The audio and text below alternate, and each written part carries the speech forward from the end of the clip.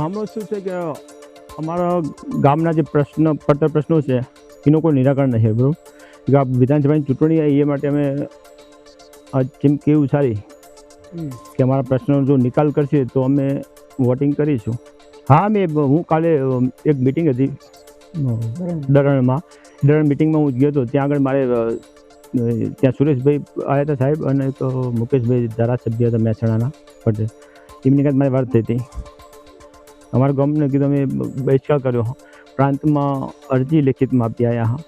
જો અમારો પ્રશ્નનો નિકાલ નહીં થાય તો અમે બહિષ્કાર કરવાના છે ચૂંટણીનો.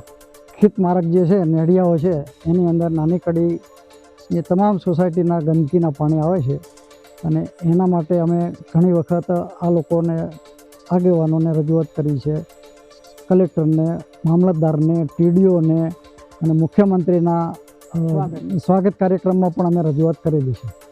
અને છેલ્લે અમે પ્રાંત સાહેબને પણ અમે લેખિતમાં અરજી આપેલી છે કે ભાઈ અમારા પડતર પ્રશ્નોનું નિરાકરણ નહીં આવે તો અમે ચૂંટણીનો બહિષ્કાર કરશું, એવી અમે ચીમકી આપી છે.